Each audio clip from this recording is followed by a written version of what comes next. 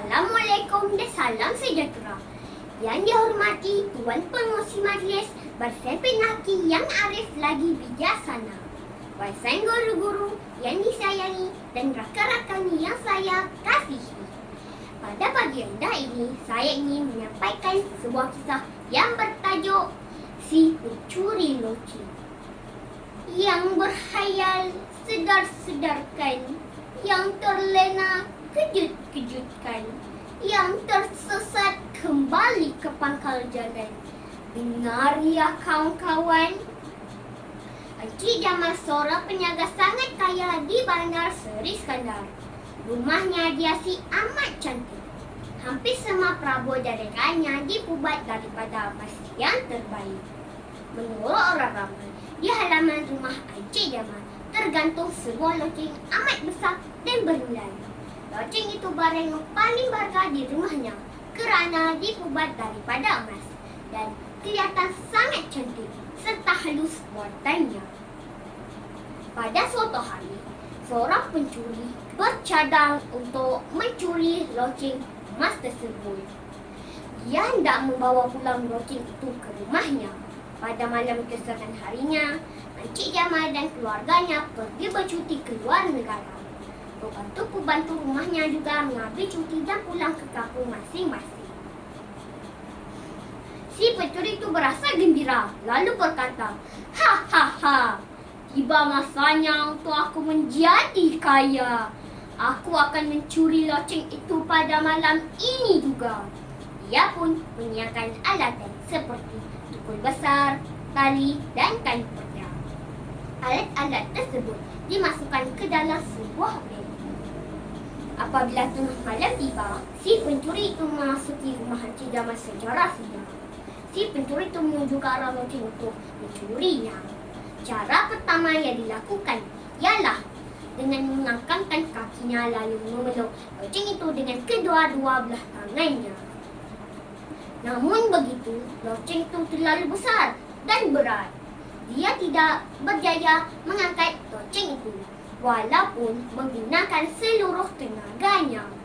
Tiba-tiba, dia mendapat suatu akal. Dia mengeluarkan pukul besar dari dalam begnya. Dia mahu memecahkan loceng itu dengan pukul besar. Si pencuri itu mengangkat pukul lalu memukul loceng itu dengan kuat. Dia tidak menyangka bahawa cara itu boleh mengejutkan penduduk Bandar Seri Skandar, walaupun dia cuma memukul loceng itu sekali sahaja. Si pencuri itu terkejut, lalu cepat-cepat menyembunyikan dirinya. Dia takut penduduk Bandar Seri Skandar akan terjaga daripada tidur. Selepas agak lama menunggu, suasana di halaman rumah kembali sunyi. Dia berasa lega. Nasib baiklah tiada orang yang terjaga, fikirnya. Hari sudah hampir subuh. Semua orang akan bangun daripada tidur. Si pencuri itu berasa semakin takut dan gelisah. Tanpa berfikir panjang, dia terus memukul loceng itu berkali-kali tanpa henti. Si pencuri itu tidak dapat menahan bunyi loceng yang kuat itu. Dia pun menutup telinganya dengan kedua-dua belah tangannya. Bunyi loceng itu tidak kedengaran lagi. Si pencuri itu beranggapan bunyi loceng itu tidak akan kedengaran jika dia menutup telinganya. Dia pun mengeluarkan dua helai kain perca dari dalam begnya. Kain perca itu dibentuk menjadi bulat, lalu disumbatkan ke dalam lubang telinganya. "Hahaha, sekarang dapatlah aku memukul loceng itu dengan senyap." Si pencuri itu terus memukul loceng. Tanpa dia sedari, loceng itu tidak pecah, tetapi bunyinya telah tersebar sehingga mengejutkan penduduk sekitar Bandar Seri Skandar. Akhirnya, beberapa orang jiran terjaga daripada tidur. Mereka bergegas pergi ke rumah Encik Jamal.